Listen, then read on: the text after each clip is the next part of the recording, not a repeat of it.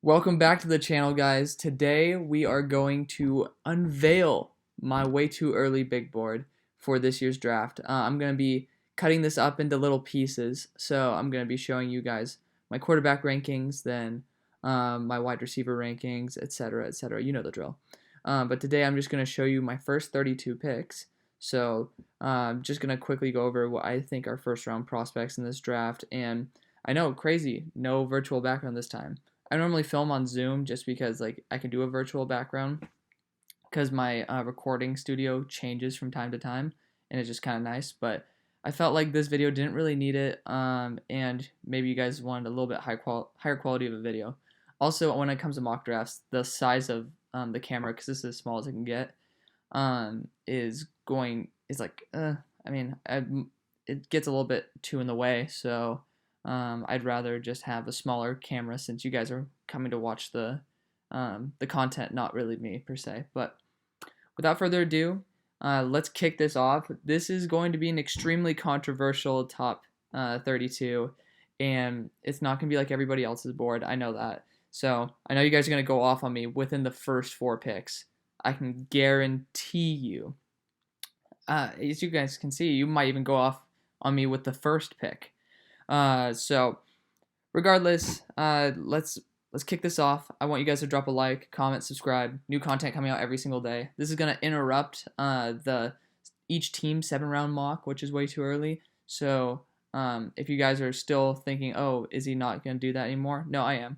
I'm doing it for every team, but I just wanted to show you guys what my way too early big board is as of May 24th, which I think today's today's the 24th. So this is gonna go up a couple days later, but this is definitely subject to change. But I've been watching some more college tape, and guys have moved up, guys have moved down, and obviously this is a 200-person board, so not everything is perfect because there's still guys who they had like ranked like 46th. Not Christian Barmore, but I think there's Fedarian Mathis. Like I had no idea who the hell he was, and I don't value defensive linemen, so he was way more down the list. So obviously, as more tape rolls out and I get to watch these guys, the ranking will obviously change. But from what I know now, this is what it is. Let's kick it off. I don't want to hold you guys here any longer. With number 1, I went Justin Fields. So I've been studying these quarterbacks quite often, actually, and I've been doing it with studying like with other quarterback analysts. I can't speak English today, as you guys can tell. And like they're like talking about Justin Fields versus Trevor Lawrence and stuff. When I was watching Justin Fields, something that I really like, one play in particular that really stuck out to me was I forgot which game it was, but Chris Olave was running a comeback route, probably 30, 40 yards downfield, and I saw Justin Fields release the ball about like 5 to 7 yards before Olave even turned, and it was right on the money. Like the anticipation that Justin Fields throws with is insane. He's a great captain of the team. You saw him just in his first year starting, completely kick ass and almost beat Clemson. If it wasn't for Sean Wade getting kicked out by targeting, I think they would have. But he is just such an amazing talent, and I think that he's the best all-around quarterback in the class. So, I mean, you can kind of like pick little like threads when it comes to. I'm not moving the list down right now, if you guys are wondering, just because, like, you'll see, you'll see. But Justin Fields, all around, my favorite quarterback in the class. A really, really talented player. Number 2, Penei Sewell, really stud tackle. We all know that Oregon's offensive line has been kicking ass forever, and this is just a widely regarded number 2 overall player, 2 to 3, depending on where you put the quarterbacks. But really talented lineman, somebody who will definitely step in and then kick ass for the next 10 to 15 years. Number 3, Ja'Marr Chase is at 3. So I'm not too huge. I mean, I am kind of a wide receiver fanboy, so to speak, when it comes to like ranking them pretty high, but not to the, like I rarely ever put anybody in the top 10. Like this year I put CeeDee Lamb is the only one in the top 10, but Ja'Marr Chase is just jaw-dropping. Like if you think that Justin Jefferson's a top 15 pick or top 32 pick, like Ja'Marr Chase is easily top 10, top 5. So originally he was number 5 on my board, but Ja'Marr Chase just completely demolishes everybody. And what really stood out to me is that every single corner he went against, if they ever had a shitty game against him, all the analysts would say is like, it's Jamar Chase. What do you expect? Um, so it's like, if he is an excuse for cornerbacks to suck in college, then I mean, what does that mean? It means he's one hell of a talent. Super athletic, great route running, great ball skills. I think he's going to be a franchise wide receiver for a very long period of time. Here's an extremely controversial one. Number 4 is Tanner Morgan. He used to be like my number 22 guy on the board, but all I've been doing is watching more and more of this guy and watching other people's analyses, I don't even know, of him. And I just continue to just be flabbergasted by looking at this guy. He throws that anticipation with zip, with accuracy, and his form is so good. He has a great base, and like he has that winner's mentality. Like even when like teams come and upset him, like Iowa, he was still kicking ass until the end. He was still like, you always knew that Minnesota was in the game. So he's definitely a leader. And Brock Purdy, who I don't have in my top 32 yet, also has that like winner's mentality, which I think he might start moving to the first. But Tanner Morgan is a stud. Mark my words, he is a stud. And here's the thing that you guys are probably like, what the hell about? Trevor Lawrence is at 5 for me. Trevor Lawrence does a lot of things that many quarterbacks can't do. He has that amazing arm. He has great athleticism. He has a winner's mentality. But I saw an analyst report on him, and I watched some tape, and he started missing a lot of things, like certain blitz packages that were very elementary.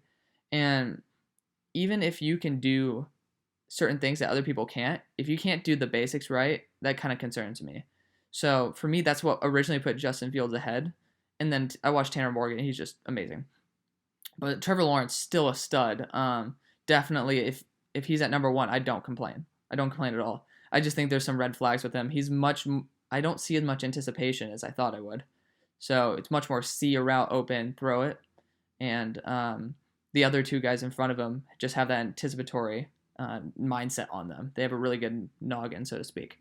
So going on, Micah Parsons at 6. I don't need to explain this. He's an absolute freak. You can ask anybody. PFF, Mel Kiper, me, like it doesn't matter. I mean, yeah, I don't put myself in that category, but ask anybody. Micah Parsons is a freak. I think he should be even higher in this list, but I don't want to overreact on T-Law just yet. Shaun Wade at 7. I've heard him going down to like late first and stuff, but he was the whole entire reason that Clemson won that game, is the fact that he wasn't there. He's just a game changer slot, and we're gonna see how he does in the outside this year, but he's a game changer. And I think that a game-changing slot, kind of similar to Chris Harris Jr., would not be such a bad thing. And I think that he is just athletically gifted, very good head on him, very, very good hitter as well. So I think he's a great talent. Jevon Holland at 8. Oh my God. I've watched some tape on Jevon Holland, and there was this one play. I forgot who it was against again. But he literally was full extension. Like, it wasn't even his guy who was being targeted. There was another wide receiver being targeted, and he went, like, literally full extension. His body's like this, with his arms straight out, full extension, just to tip a ball, and he just got his fingertips on it. Like, you don't see that type of play from anybody, like, ever.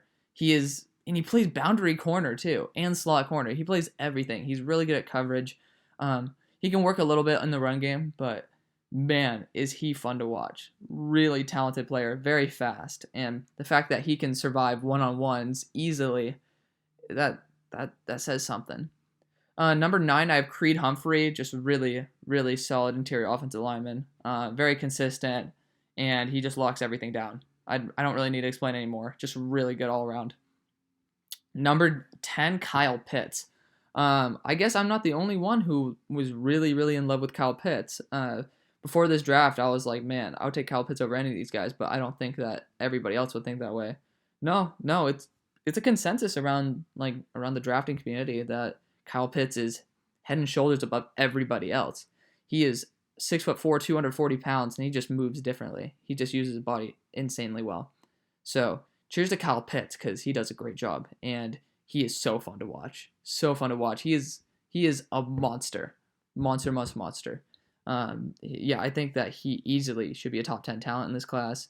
But without further ado, I'm going to go on to Patrick Surtain. Patrick Surtain is a beast. He is a baller. He's been just locking down at Alabama ever since he's began there. He is just a great corner. You can't really do too much against him that would kind of show any weaknesses. Very good corner overall. He is arguably number one. Arguably. The only reason he doesn't have the lowest completion or quarterback rating when targeted is because he gets he's part of Alabama. They have stud corners everywhere. They have Trayvon Diggs and stuff. So Patrick Surtain, if some team picks him up, they're getting one hell of a good player. Going on to number 12, Marvin Wilson here. For me, I'm a little bit lower on him than everybody else. I think he's really good. He's a really good player. But I'm not willing to put him at number 6, or number 7, like TDN does, and like a lot of people do. It's interior defensive lineman. He's a real stud at the position. I think he's a little bit worse than Derek Brown, but he is a stud at the position, without a doubt. But I got to see more from him. I've been watching Florida State games. I can't really see him too well in the game, so I gotta see some more. Gregory Rousseau, somebody who I put him down at 20, but then I started watching tape of this guy, and he climbed up to 13 for me. 15.5 sacks, 19.5 for loss is I believe a redshirt freshman. 6'6", 245, 250 pounds. Not bad. I think he needs to get a little bit lower when he rushes people. I think he takes too high of an approach, but that you just get coached up a little bit, and he already produces like that.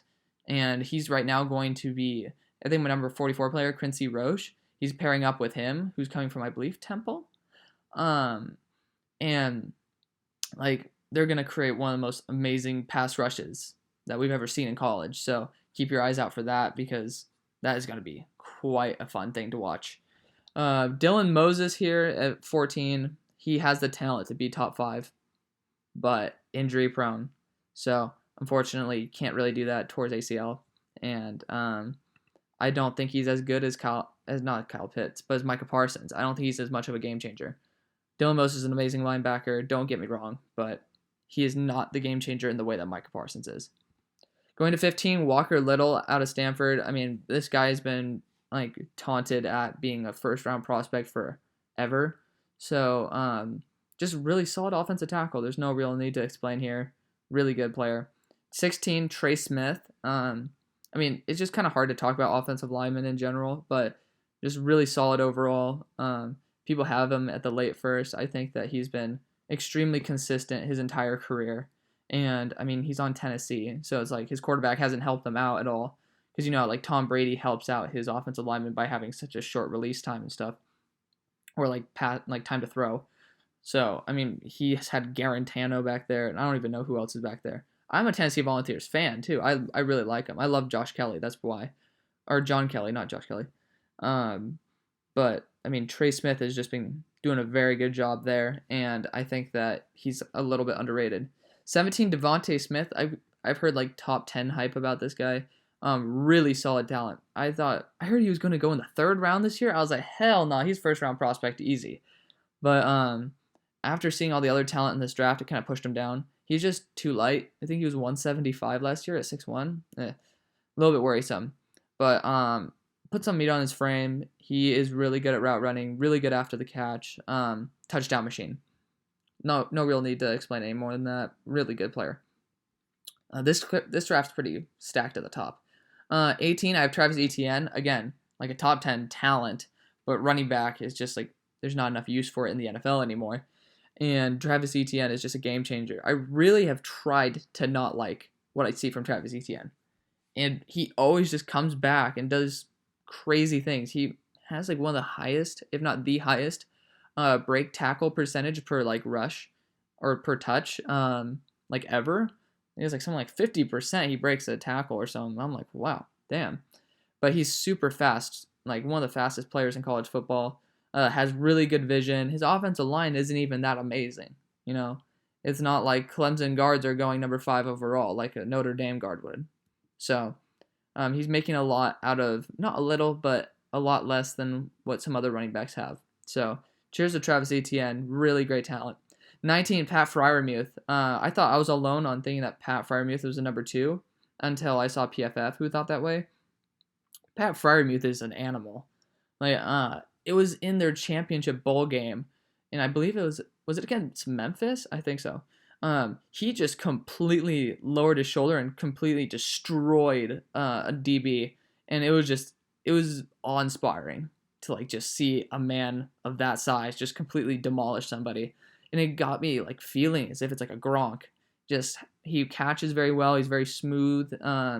He's very powerful. I really like Pat Freiermuth, but again, I mean this class is much better with tight ends. But Kyle Pitts is just a beast. Just a beast.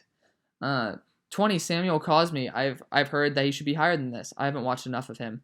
But, I mean, at Texas, I don't really see too much pressure getting in. So, I would presume that the offensive tackles at Texas aren't doing too bad of a job, you know? So, I mean, I can't really comment too much on Samuel Cosmi. I've just heard way too many amazing things about him for him not to be up high. Number 21, Alex Leatherwood. Alex Leatherwood to me is extremely versatile. You put him at guard, put him at tackle, do whatever you want. That's what raises his value for me. Like I don't think that his production at tackle warrants 21, but the fact that like if you find a contingent offer at like any position, like let's just say you are in the draft and you draft Alex Leatherwood, and then all of a sudden Trent Williams becomes available and you sign Trent Williams, you can easily kick him into guard, and then you have one of the best duos in the league, you know? Things like that. He's super versatile. If a guard goes down, like this league has way too many injuries, you can kick him in, you know? You don't really like to kick in tackles, but regardless, I'm going to continue here. Quick mistake by me. These two guys should be flipped, but I'm going to go with my actual number 22, Rashad Bateman. I just made this like an hour ago. Like I switched it an hour ago after watching more Minnesota tape. But Rashad Bateman's a beast. Really good at hands. Really good route running. After the catch, I think he shines a lot as well. I mean, it's not like a Devontae Smith after the catch or a Jalen Waddle type, but really he pops off on tape. I think Tyler Johnson was extremely underrated. I think he was a late second for me, and then he went in the 5th, and I was just like, whew. Hey, I mean, like, cheers to him, you know? I think that, like, wherever he goes, I forgot which team. I think it was the Jags. I think he went to the Jags. If he went to the Jags, they either got Colin Johnson or him in the 5th. But wherever he is, they're getting a stud because I think he was one of the best, like number 12, number 13 in the class, easy. But Rashad Bateman is just a monster, too. Really, really talented wide receiver. And, yeah, I mean, I'm excited to see more from him this year when he doesn't have his partner in crime. So we'll see if he stays here. Number 23, but is actually 22 on here, Justin Ross. I think that he's like a top 15 talent, but last year he regressed quite a bit. As a true freshman, I think he was a true freshman or redshirt freshman, he was just lights out, touchdown machine everywhere. But last year he kind of took a step back. And for me, that's a little bit worrisome because I know that that T-Law kind of had a step back, but Justin Ross kind of had a much more noticeable one. And to me in college, if you regress, another thing about T-Law, the fact that he regressed is a little bit worrisome. You should always just progress in college. But like Justin Ross, if you regress in college, that's a little bit worrisome to me. So I know his talent's up there, but I got to see him resurge again. So we'll see what happens. 6'3" frame, really solid. Rashad Bateman's actually 5 pounds heavier at 2 inches shorter, but I mean, who really cares? So number 24, Wyatt Davis, interior offensive lineman out of Ohio State. If you guys watched Ohio State football last year, it was insane how wide open those running lanes were. That's why I was a little bit lower on J.K. Dobbins. I mean, I think he's a monster, but it's like, guys, halt the brakes on this guy. He didn't do everything. This offensive line is like insanely talented. So, yeah, amazing run blocking. I'm not 100% sure on how great the pass blocking is. I've seen that Justin Fields has been under pressure. Not quite a bit, but there's been quite a few throws where he has to just wait till the last second to release, to get to a wide receiver before he gets plowed. So a little bit worrisome on that, but I don't think that's Wyatt Davis's fault.